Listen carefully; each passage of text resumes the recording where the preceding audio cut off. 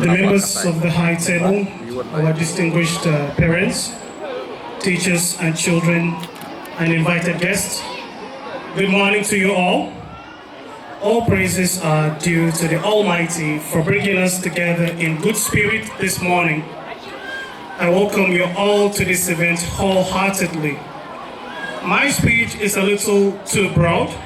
For the start, my speech focuses on words of advice to the parents, then some cautioning regarding the career of our children, and finally some lines of inspiration to our youngsters. We converged in this venue for their sake because they mean everything to our lives. They are a part of our bodies and souls. I want to highlight some of the major challenges that could undermine the welfare, acceptable manners, and success of our children academically, morally, socially, and professionally. The world is in times where radical civilization forces are robbing children of goodness and valor. These forces are like candy-coated stones. This implies that most of us might not even realize that these forces are actually destructors. First of all, you must be beware of existential dangers around your environment and ensure that your children do not fall prey to unruly street dwellers who can easily manipulate the minds of youngsters without your knowledge. You must know their cycles of friends and how they hang out there in their free times and on no school days. When your kids get criminalized by outsiders, fathers might give the excuse that they are always at work, and mothers might give a similar excuse that they are always in the kitchen. But to be honest, the blame equally falls on both parents. The outcome seen from your child is a reflection of your own social values. Let us find a way to pay attention to their movements and the socialization paths they follow and limit them where necessary. Did you know that when your kids become football fanatics, for instance, it comes from negative socialization? This might even sound like a minor result when you think of such outcomes as smoking and hooliganism. Let's take heed, please. Secondly, I would like to emphasize the dangers of something I want to term as resident colonizers.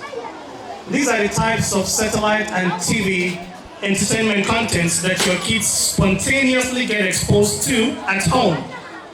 Colonization is a system of foreign domination by definition.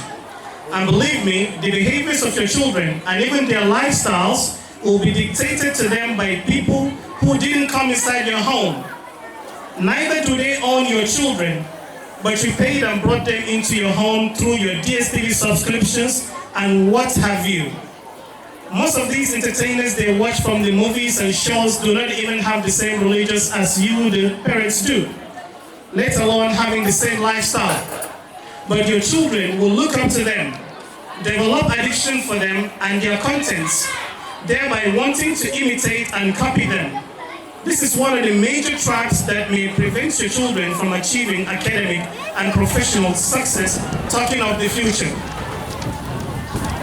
In some cases, they are most likely to be radicalized and fall victim of depression, anxiety, and desperation as they have little to no chance to become like them. So what's my advice to you regarding resident colonizers? Your children are your children. Raise them according to the good values of the dean and the good social values of the society you live in. Do not pay these resident colonizers to destroy them. Entertain your children using organic contents and contents that are free from adults behaving in wayward ways. Say no to some of these entertainment channels that I don't even want to say their names for some reasons. It may come to you as a shock that some of the sponsors of one of the popular local channels are allegedly Westerners who are looking to instill their secular and agnostic values in our very own younger generation.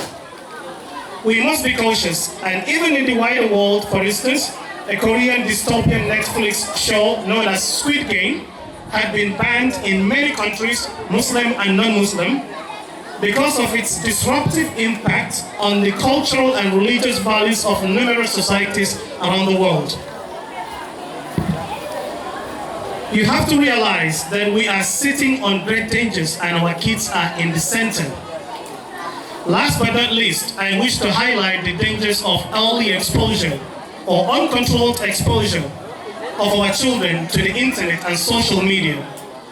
In many parts of the world, children have faced great dangers from exposures to adult contents, sexting, bullying, blackmail, exploitation, etc. The results of which are addiction, suicide, severe depression, etc. A recent BBC report shows that a 16-year-old boy commits suicide in the UK after blackmail over nude photos. Some social media platforms are better not accessed at all. TikTok, for instance, is even being considered for a complete ban in the USA because of the threats legislators believe it poses to their citizens. The case is not less prevalent here. It's only that we are not sensitive enough as a nation to realize the risks that these foreign agents pose to the lives of our children. Moving on, I wish to pass some cautionary points regarding the dilemma that parents and their children might face. First, we have to realize that we must not deny our kids their opportunity to self-determination. In other words, do not deny your kids their opportunity to career choices. Unless they are indecisive, then you may offer career guidance and help. There is an exception though. If you are able to identify their talents from their youngest ages and build them therefrom, then this is a job well done. Secondly, I want to caution that you must not turn a deaf ear and a blind eye to the innermost problems and legit yearnings of your kids, especially when they come of age. Spend time with them, listen to them, and offer them parental counseling. Finally, I do believe in my quotation in which I said that every human has a right to a meaningful life and no human must ever have the audacity to deprive them of those rights.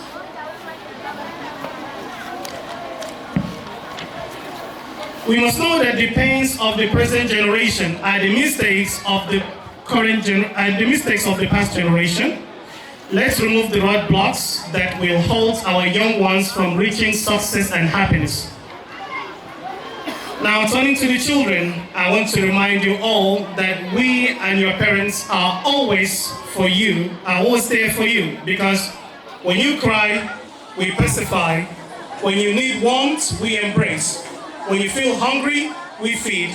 While you are ignorant, we educate. When you misbehave, we correct. When you are in danger, we protect. When you fall sick, we medicate. When you are in distress, we express sorrow. When you are down, we help you back on your feet. Your problems are our problems. We do not rest when you are restless. We strive to always make you a better individual. Your success in life is our overarching dream. Never let us down as we never leave your side. You are priceless pieces of jewels that decorate our lives. You make our homes alive and our hearts brightened. Now and forever, you are always loved, cherished, adorned, praised, and blessed. Do enjoy this day as it is your day. Happy Children's Day to you all. Thank you all.